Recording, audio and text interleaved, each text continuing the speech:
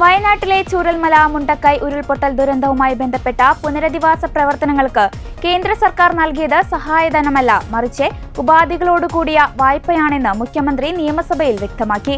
ദുരിതാശ്വാസ പ്രവർത്തനങ്ങൾക്കായി കേന്ദ്രത്തിൽ നിന്ന് ലഭിച്ച ഫണ്ടിനെ കുറിച്ചുള്ള UA ലത്തീഫിന്റെ ചോദ്യത്തിന് മറുപടി നൽകുകയായിരുന്നു അദ്ദേഹം. 526 കോടി രൂപയാണ് കേന്ദ്രത്തിൽ നിന്ന് ലഭിച്ചതെന്നും എന്നാൽ ഇത് സംസ്ഥാനം ആവശ്യപ്പെട്ട സഹായമല്ല, മറിച്ച് വായ്പയാണെന്നും മുഖ്യമന്ത്രി വ്യക്തമാക്കി.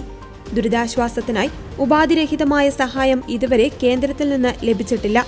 കേന്ദ്ര സഹായം ലഭിക്കാതിരുന്ന ഘട്ടത്തിലും വിവിധ സംഘടനകളിൽ നിന്നും വ്യക്തികളിൽ നിന്നും ലഭിച്ച പിന്തുണയും സഹായ വാഗ്ദാനങ്ങളുമാണ് സർക്കാരിന് ഊർജം നൽകിയത്.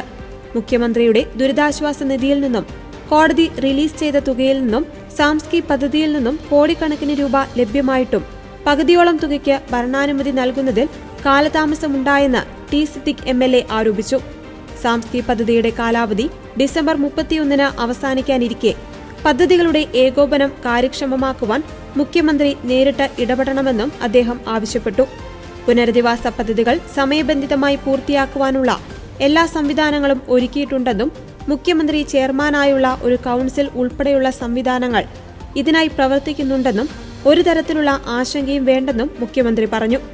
ദുരന്തം നടന്ന് 1 വർഷത്തിലേറെയായിട്ടും ദുരന്തബാധിത പ്രദേശത്തെ അടിസ്ഥാന സൗകര്യങ്ങൾ പുനഃസ്ഥാപിക്കുന്നതിൽ വീഴ്ചയുണ്ടായെന്ന് പ്രതിപക്ഷം ചൂണ്ടിക്കാട്ടി.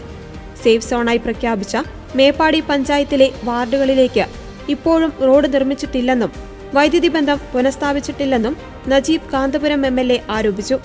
എന്നാൽ പൊതുമരാമത്ത് വകുപ്പ് റോഡ് നിർമ്മാണം ആരംഭിച്ചു കഴിഞ്ഞിട്ടുണ്ടെന്ന് മുഖ്യമന്ത്രി മറുപടി നൽകി. ബെയിലി പാലത്തിനപ്പുറമുള്ള സ്വന്തം സ്ഥലങ്ങളിലേക്കും റിസോർട്ടുകളിലേക്കും പോകാൻ ദുരന്തബാധിതർക്ക് ഓരോ ദിവസവും പ്രത്യേക പാസ് എടുക്കേണ്ടി വരുന്ന ബുദ്ധിമുട്ട് ഒഴിവാക്കി സ്ഥിരം പാസ് നൽകണമെന്നും അദ്ദേഹം ആവശ്യപ്പെട്ടു. ഈ വിഷയം ജനങ്ങളുടെ സുരക്ഷ കൂടി കണക്കിലെടുത്ത് പരിശോധിക്കാമെന്ന് മുഖ്യമന്ത്രി ഉറപ്പു നൽകി.